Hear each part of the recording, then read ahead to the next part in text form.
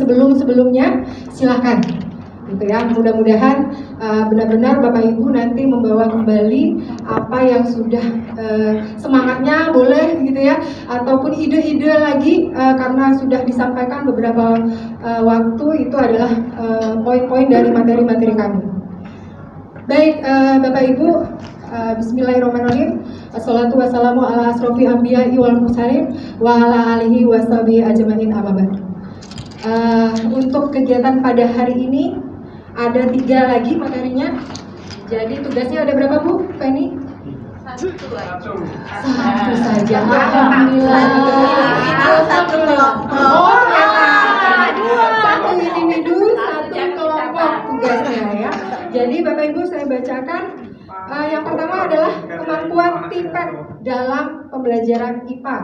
Lalu ada pengembangan instrumen TIPEK pada pembelajaran IPA. Dan nanti ada kegiatan memetakan dan menentukan bahan penulisan karya ilmiah. Nah ini Bapak Ibu menarik ya. Jadi mudah-mudahan dari karya ilmiah ini Bu Penny ini salah satu yang sering juga menulis gitu ya di dalam penulisan karya ilmiah. Jadi insya Allah materi hari ini yang terakhir dan yang terbaik. Ya insya Allah ya. Baik, kita sambut Bu Penny Kurnia MPD untuk materi pertama. Silakan Bu Penny. Baik, terima kasih Bu Adevia.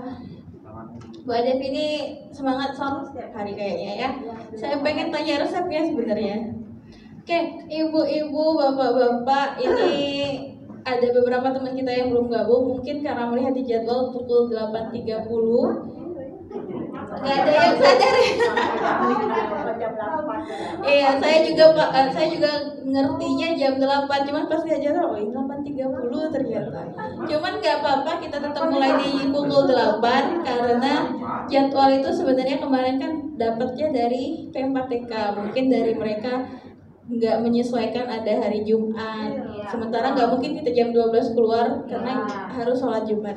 Jadi kita tetap jam 8 supaya bisa setengah 12 itu maksimal kita udah selesai gitu.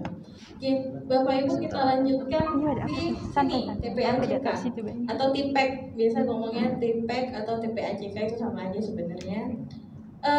Saya yakin sih kalau teknologi pedagogikal, content knowledge ini sebenarnya bukan sesuatu yang baru lagi buat kita para pengajar di sekolah. Kalau istilahnya mungkin ada yang baru dengar atau mungkin ada yang sudah sering dengar. Tapi secara penerapan ini nih sudah kita terapkan sehari-hari sebenarnya. Ini hanya semacam kita ingat, kita tahu tapi kita nggak tahu nama. Kayak kita papasan di restoran, ini kayaknya kelas saya nih, tapi siapa ya namanya? Nah itu kurang lebih sama analoginya kayak TIPEK ini. Jadi kalau penggunaan teknologikal, teknologi ini nggak perlu kita bahas lagi, dari kemarin sudah sangat paham sekali masing-masing. Kemarin malah seharian kita bahas tentang penggunaan teknologi di pembelajaran. Kita sudah sharing teknologi apa aja yang selama ini dipakai, baik sebelum pandemi maupun setelah pandemi. Kemudian kalau pedagogik, saya yakin sekali, saya tidak ragu sama sekali bahwa Bapak Ibu di sini pasti sudah sangat memahami, sudah sangat menguasai ilmu pedagogi. Karena kita kuliah, khususnya yang jurusan pendidikan ya. Kalau yang jurusan sains saya nggak ngerti, apalagi yang murni-murni saya nggak paham karena saya juga dulu dari S1-nya pendidikan. Tapi walaupun lulusannya dari teknik atau dari kimia murni atau fisika murni, ketika kita sudah mencemplungkan diri dengan sengaja di bidang pendidikan, itu secara langsung maupun tidak langsung kita sudah kenal dengan pedagogik. Jadi pedagogik ini kalau secara awam, secara biasa aja, tidak terlalu bahas mengenai terlalu dalam, kita bisa analogikan sebagai cara mengajar kepada anak-anak. Kalau ngajar kepada orang dewasa itu andragogi. Ilmu mengajar orang dewasa itu andragogi, memang berbeda. Cara ngomongnya itu beda gitu kan.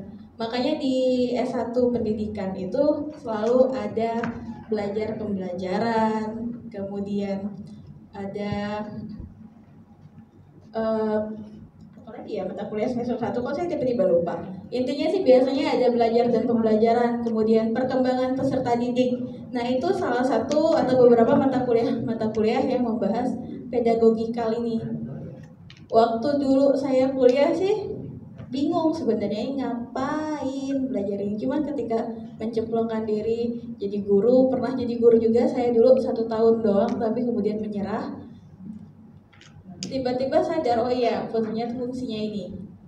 Nah, saya yang 1 tahun doang aja sadar, apalagi Bapak Ibu di sini yang setiap hari bergelut dengan pendidikan, dengan mendidik anak-anak. Jadi pasti untuk konten pedagogi ini saya yakin pasti semuanya sudah tahu.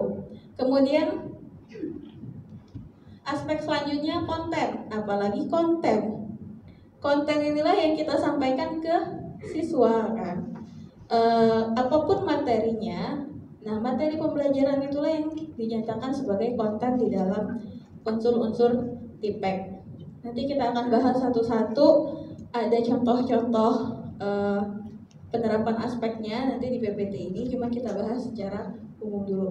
Kemudian ada knowledge. Knowledge ini sudah cukup kemarin sempat juga ketika pembukaan materi dari narasumber kita yang pertama Pak Fadil itu sempat bahas perbedaan antara knowledge dan science.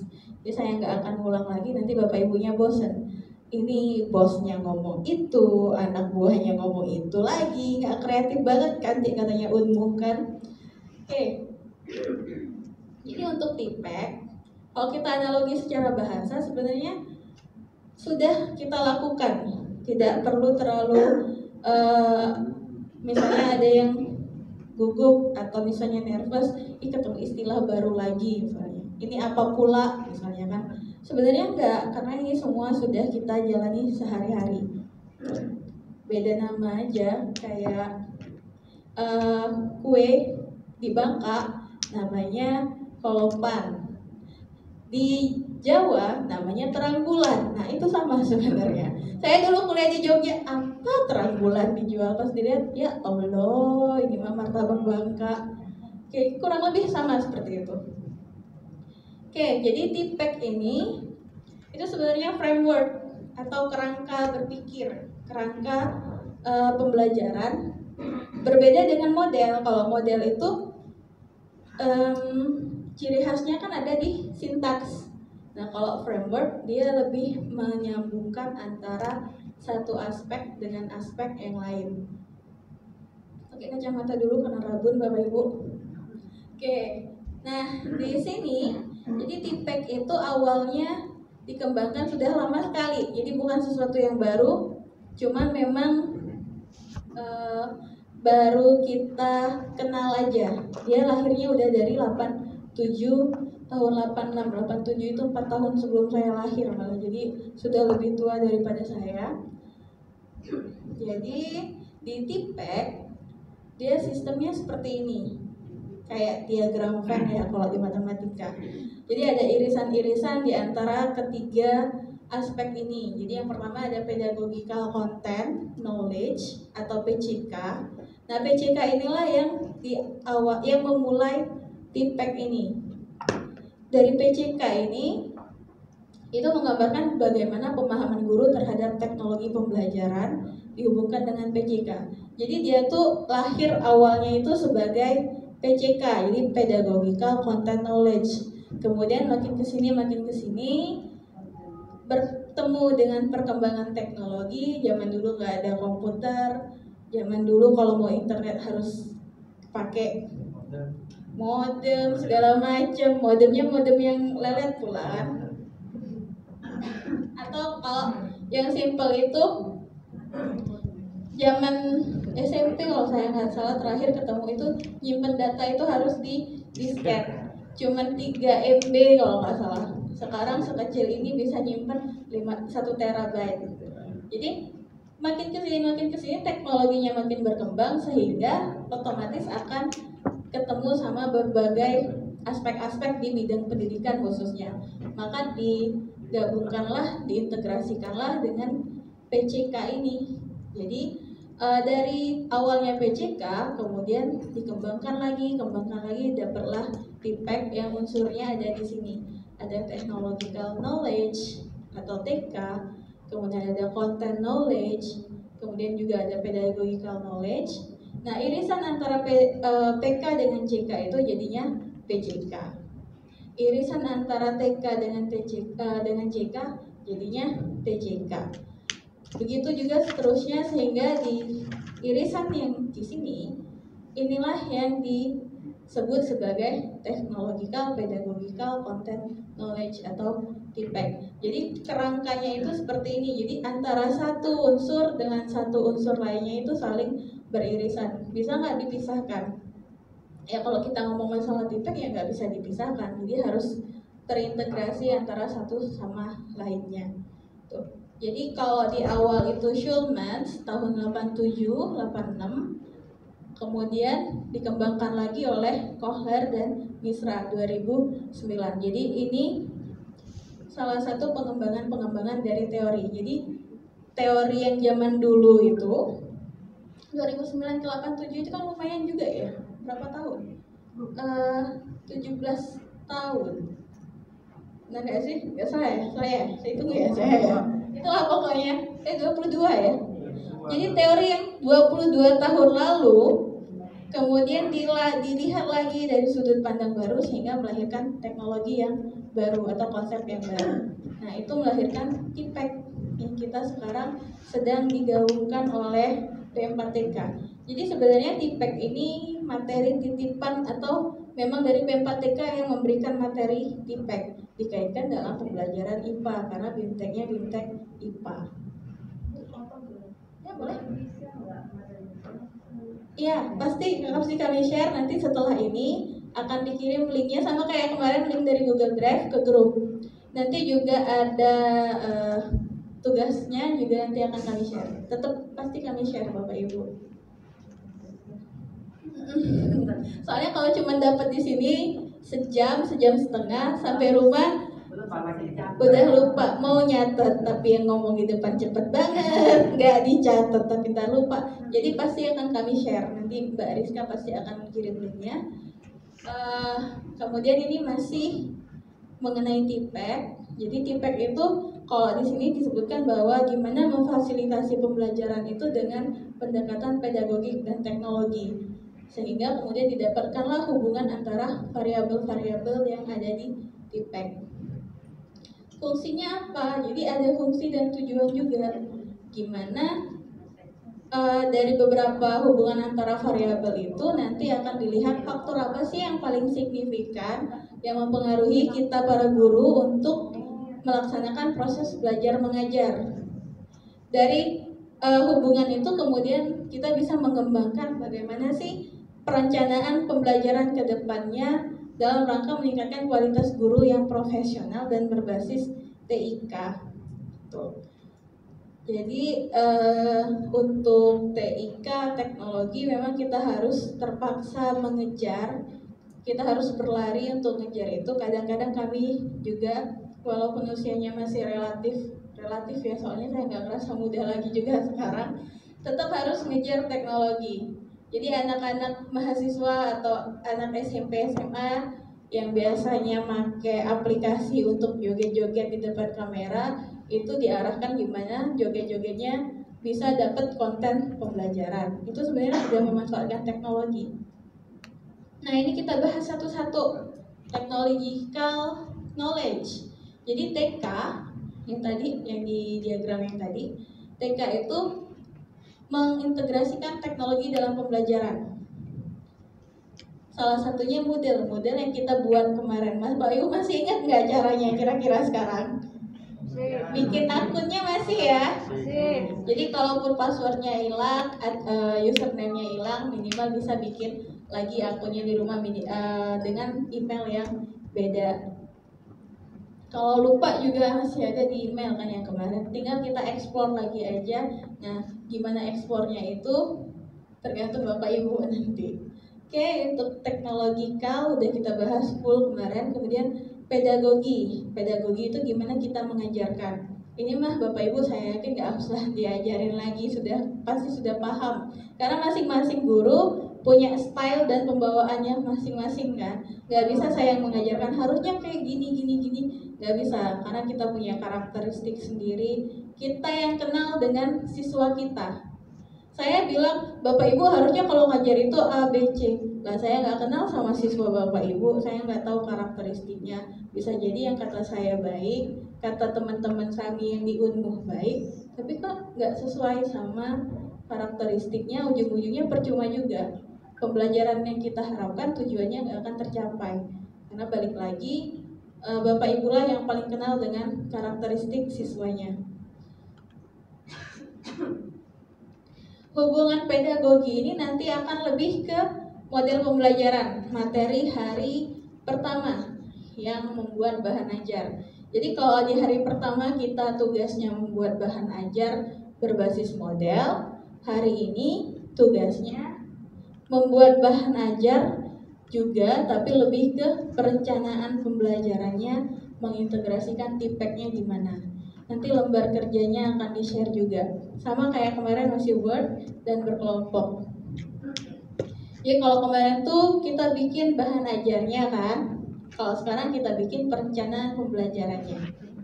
Boleh saling dikaitkan, boleh. Misalnya nanti ketika bikin perencanaan bahan atau sumber belajarnya Bapak Ibu tuliskan lembar kerja yang kemarin sudah dibuat, itu sangat boleh sekali karena kita akan saling menghubungkan antara satu materi dan materi lain di 3 hari ini, 3 hari yang materi.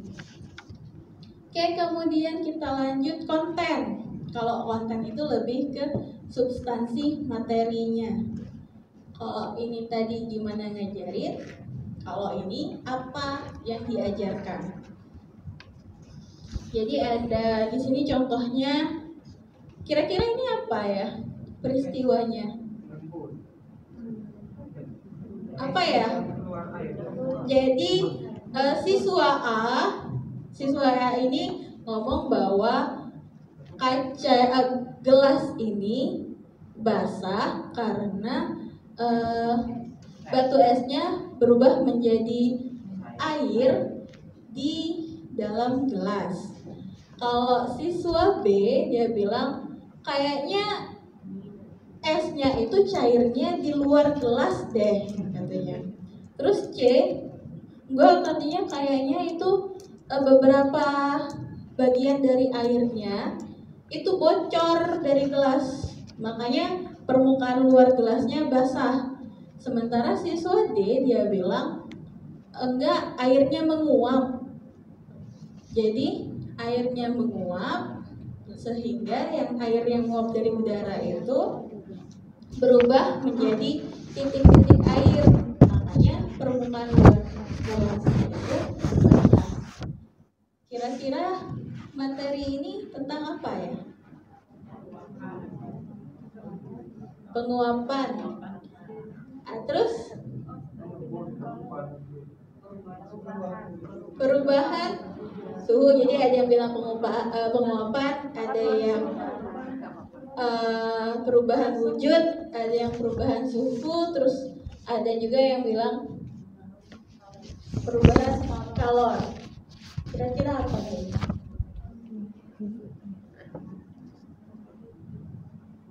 Jadi permasalahannya itu mereka berempat lagi nongkrong nih, kemudian di beli minum, kok jadinya permukaan yang airnya di dalam gelas tapi luarnya basah, makanya mereka berempat tiba-tiba nanya. Jadi ini ke perubahan wujud dan perubahan wujud zat kan di dalamnya juga ada tentang kalor. Nah itu konten knowledge-nya. Jadi cuma dikasih satu gelas berisi air dengan batu es, kemudian bisa menimbulkan permasalahan. Sebenarnya sesimpel itu. Kita menimbulkan ketertarikan itu sesimpel ini sebenarnya. Ini ada di Pritas nggak? Ada. Saya tiba-tiba ingat ini ada di Pritas kayaknya. Cuma saya lupa soalnya apa.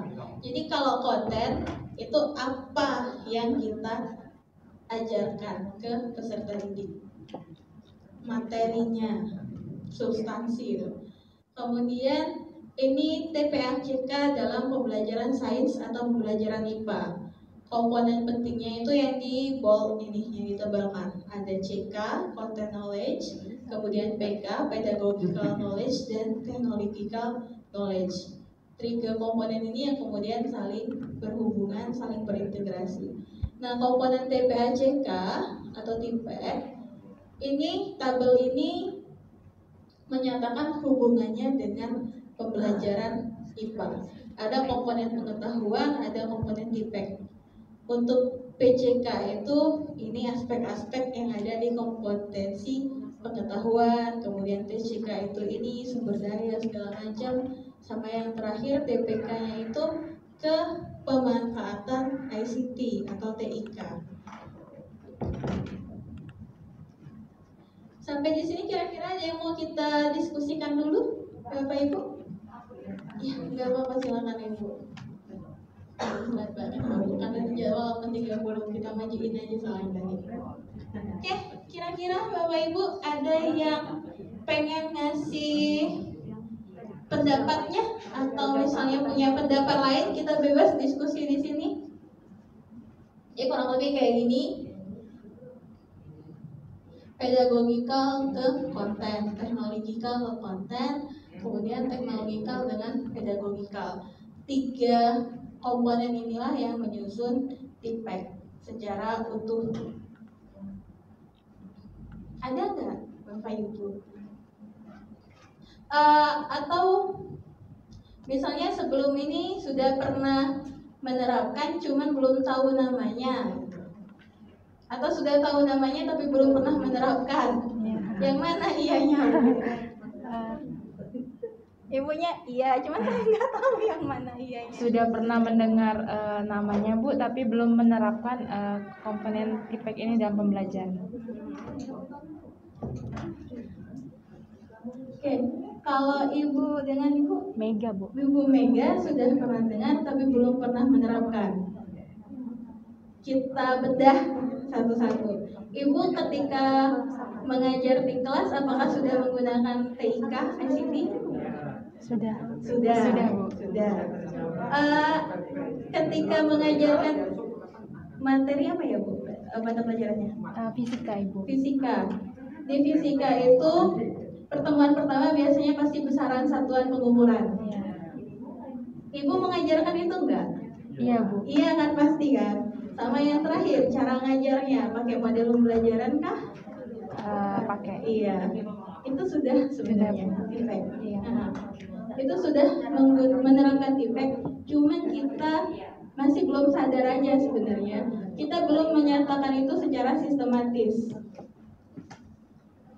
Jadi pada dasarnya kita semua yang di ruangan ini sudah menerapkan ini. Jadi bukan sesuatu yang asing lagi, kita hanya tinggal merangkumnya ke dalam kerangka atau framework TPACK-nya. Oke, ini dari Ibu Mega. Terima kasih Ibu Mega. Mungkin ada ibu-ibu yang lain atau bapak? Kasih bika jalan, biasanya kalau dikasih bik itu lancar. Ibu ini Bu, silakan Bu. Waalaikumsalam warahmatullahi wabarakatuh. Kan juga ngajar baru tahun nih. Untuk penggunaan TPACK ini mungkin kalau dalam pembelajaran mungkin jauh bukan penggunaan dengan YouTube atau apa. Cuman mungkin kalau pendalaman maksudnya itu TPACK mungkin belum terlalu tahu gitu mengenai bentuk TPACK. Iya. Karena kita kadang-kadang sudah tahu tetapi bukan, maksudnya sudah menerapkan cuma belum tahu aja. Bahwa ternyata itu sudah dibikin kerangkanya dari frameworknya oleh Schulman tadi dari 87. Tapi kan kita selama ini menerapkan itu aja tanpa tahu gitu. Kadang kan memang kendalanya banyak. Yang pertama waktunya kurang. Kita kan hanya mengerjakan apa yang kita tahu sehari-hari aja kan. Karena yang jelas di sekolah tuh dari pagi sampai sore, kemudian di rumah ada kerjaan lain juga belum administratifnya. Jadi memang kita kadang-kadang untuk update ilmu itu, terima kasih Bu, Untuk update ilmu itu cuma dapatnya di kegiatan-kegiatan seperti ini sebenarnya. Kami juga ngerasa kayak gitu. Kalau Bapak Ibu di sini difasilitasi oleh P4TK IPA, kalau kami di kampus biasanya fasilitatornya itu dari L2 Dikti. Jadi cuman disitulah kadang-kadang kita bisa mengembangkan dan menambah pedagogikal kita tuh di situ kadang-kadang tipeknya di situ. Jadi sudah ada 2 orang teman kita yang menjabarkan bahwa sebenarnya sudah, cuman kita aja yang nggak tahu namanya tipek. Nah sekarang hari ini kita akan bikin perancangan pembelajaran setelah kita tahu tipek itu apa. Jadi kita bisa bikin itu dalam kerangka yang sistematik. Nanti sudah ada formnya. Kita lanjut. Ternyata udah habis, saya nggak ngeh udah habis. Nah, pertanyaan terakhirnya adalah sudah seberapa tipekkah kita? Sudah ada 2 orang yang menjawab ini. Mengerjakan, melaksanakan cuma belum tahu nama. Nah, 18 orang lainnya ini Tapi kalau mau saya kasih mic satu-satu, kita nanti kelarnya jam literasi S2 kemarin 7 malam ntar. Ya. Kasih kesempatan yang lain. Iya, jadi caranya supaya kita paham sudah seberapa tipeknya kita, mari kita evaluasi diri. Jadi ini ada instrumen evaluasi diri dikembangkan oleh P4TK IPA Bandung, bekerja sama juga dengan pihak FKIP Unmu. Jadi sudah ada formnya, Bapak Ibu tinggal mengisi, dikasih centang. Mbak Rizka atau Bu Adif boleh dibantu dibagikan?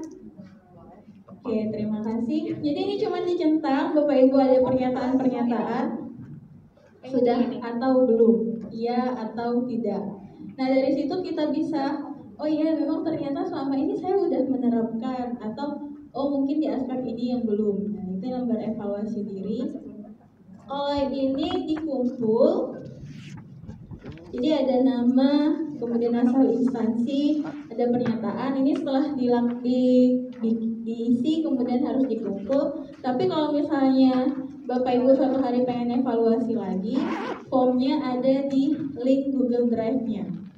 Jadi ada form Google Drive, form evaluasi diri, kemudian ada form juga untuk pembuatan bahan ajarnya, perancangan bahan ajar. Jadi nanti bisa diulang lagi suatu hari nanti kalau sudah kembali ke sekolah selesai kegiatan ini. Oke, silakan diisi dulu Bapak Ibu.